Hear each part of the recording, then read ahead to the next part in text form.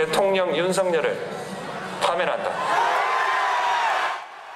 헌법재판관 8대0 만장일치 파면에 함성이 터져나왔습니다. 헌재 앞을 가득 메운 시민들은 넉 달 만의 파면 결정에 기쁨을 감추지 못했습니다.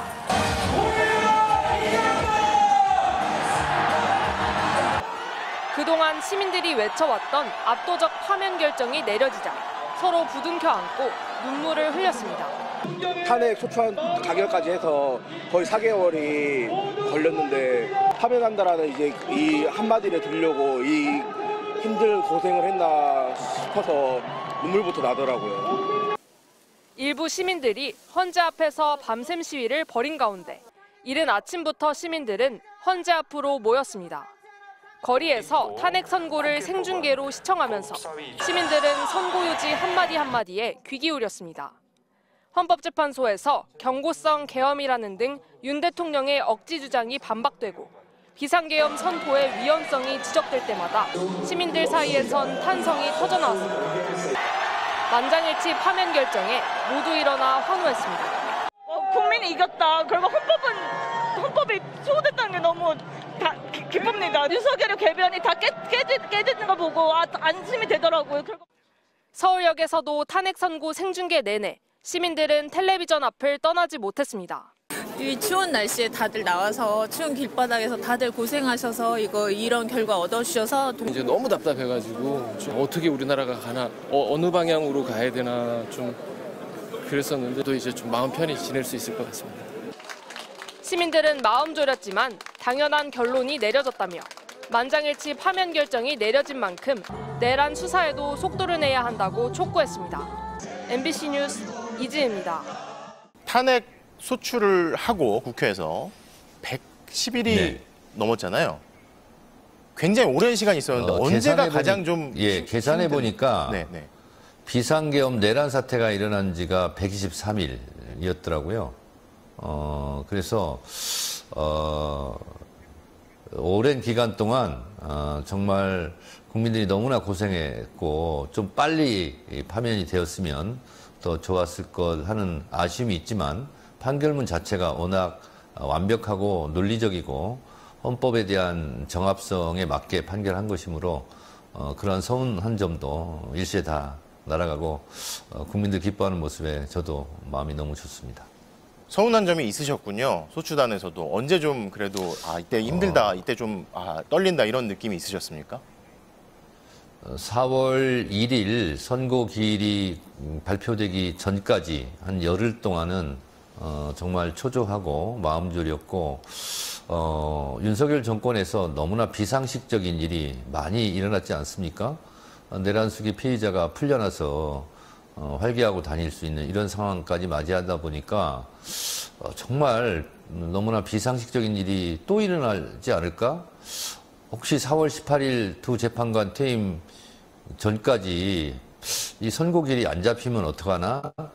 이런 걱정과 불안이 많이 있었습니다. 솔직히 의외였다는 부분은 전혀 없습니다.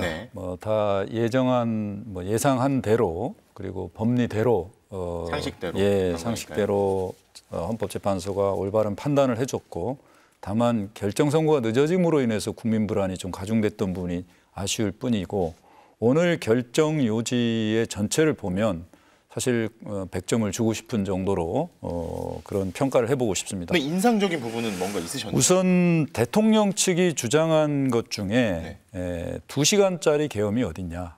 이 부분에 대해서 그래서 이게 중대한 법 위반이 아니다라는 부분을 많이 주장을 하지 않았습니까? 경고성 계엄 이른바.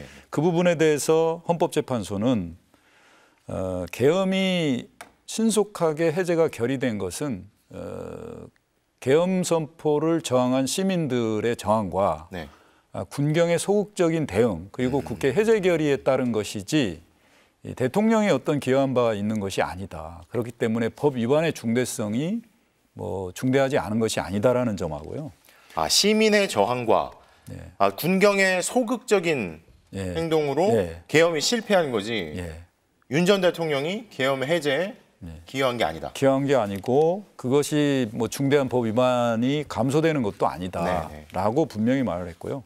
그다음에 더 하나 또 좀 인상적인 것은 대통령이 이번 비상계엄 선포의 주된 원인을 그 여소야대 전국에서 야당의 어떤 입법 폭주나 뭐 탄핵 소추권의 남발, 네. 예산의 삭감 이런 것들을 주장하면서 국정마비나 국가 위기 상황을 얘기를 하지 않았습니까? 네. 거기에 대해서 헌법재판소는 우리나라의 민주정치는 정부와 국회가 갈등과 대립이 있을 수 있다. 네. 그것이 민주정치에서 당연히 나올 수 있는데 이거는 민주주의 원리에 따라서 해결되어야 할 정치의 문제다. 정치로 풀 걸 왜 군사를 개입해서 계엄을 맞습니다. 일으켰냐. 맞습니다. 그래서 이 정치적 견해표명이나 공적 의사결정에 따라서 헌법상에 보장되는 민주주의 원칙에 의해서 해결돼야 될 문제인데 네. 왜 이 비상계엄을 선포했느냐는 것이고요. 그런 의미에서 피청구인 그 대통령이 국민의 대표인 국회를 그 민주주의 원리에 따른 협치의 대상으로 삼지 않고 배제의 대상으로 삼았다. 그 대통령 측이 계속 주장한 게 종북 세력의 척결, 그렇죠. 국회를 뭐 범죄자의 어떤 집단으로 이렇게 대국민 담화에서 말하기도 하지 않았습니까? 그러니까 이게 전혀 그 전에 들어본 적이 없던 공직자들이 얘기하지 않던 단어들, 표현들을 사용해서 계속 그런 얘기를 하다 보니까 사람들이 처음에는 아닌가 싶다가도 나중에는 이게 얘기가 확산되고 또 동조하는 사람들이 생기고 하니까 불안해하고 정말 이렇게 가는 게 상식이 통하는 게 맞을까? 헌법이 작동하는 게 맞을까라고 생각했는데 사실 헌법재판소가 제대로 작동을 한 거잖아요. 그렇습니다. 그런 점에서 그 대통령이 국회를 배제 대상으로 삼았다는 것은 민주정치의 전제를 허무는 것으로서 민주주의와 조화되지 않는다.